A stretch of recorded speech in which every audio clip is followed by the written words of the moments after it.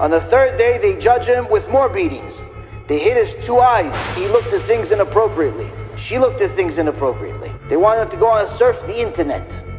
They hit his ears because he learned Lashon Hara. He accepted. Somebody said Lashon Hara and he said, wow, really, he did that? Wow, really this? If somebody says something about somebody and that person is a righteous person, not a wicked person, you're not allowed to listen to it. It's called Lashon Hara, even if it's true. But the person that you're talking about doesn't want that to be told about them. What if I tell other people somebody's rich? Is that Lashon Hara? I said, yes. Maybe that person that you're saying, oh, he's rich, maybe he doesn't want people to know he's rich. Doesn't have every single tzedakah buck show up at his house at 9 o'clock at night, 10 o'clock at night, 11 o'clock at night with your little folder, tzedakah, yeah, I just came from Zimbabwe, I just came from Israel, I just came from here, I just came from here. Okay, Habibi, how do you know where I live? How do you know? Steve and Reuven over there, they told me that you're rich. Oh, it's Lashon Hara. You listen to that Lashon Hara, you're also part of the crime. It's not just the person that says Lashon Hara, it's also the person that hears it, and it's the person that accepts it.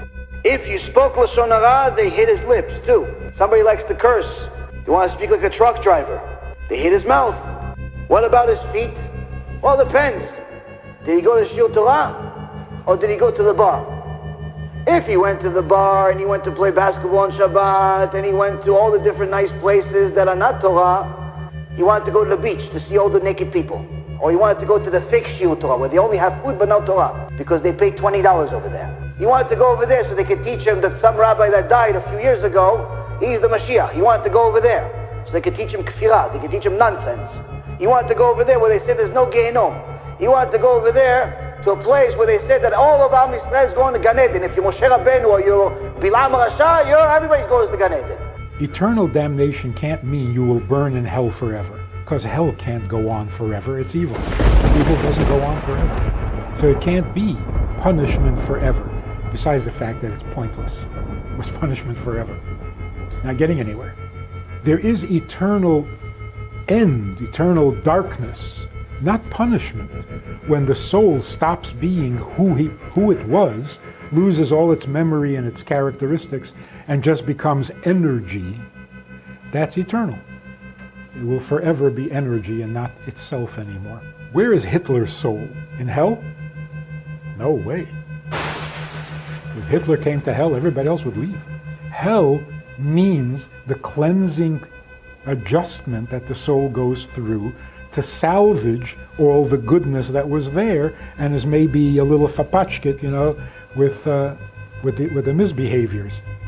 But when a soul has nothing to salvage, it just stops being what it was and becomes generic energy. Then angels have to hit his legs too, because he used them to run to sin. And Chazal says, someone that uses his feet to hasten his sin, then they hastily bring the angel of death upon him. What about a person that says bad things about another person that's a righteous person? This person is going to have a special treatment. He's going to have another death upon death called askara. What's askara? The Gemara in Masechet Brachot is that the throat closes slowly, and little by little he can't breathe, but he's still alive. And he can't breathe, and he's still alive. And it's like the slowest level of torture that possibly exists in the world. You want to say bad things about righteous people? This is what happens. Chapter 3 of Reshit Chochmah, Chibut HaKever. Rabbi Meir Baal HaNes says in the name of Rabbi Eliezer, the judgment which Hashem carries out on a person in the grave is even harsher than the judgment of gehinnom. Rabbi Yonatan Eibeshitz, alav Shalom, said in the book Ya'arot Dvash, he says if people only knew what punishment exists in gehinnom, they'd literally start crying hysterically. And then Rabbi Meir Baal HaNes says, by the way, the Chibut HaKever for the Reshaim, it's even worse than gehinnom. I don't know what that means, all I know is that's really bad. Why is it so much worse? He says the gehinnom is limited because he gets judged for the vast majority of his sins from the age of 20, with the exception of wasting seed.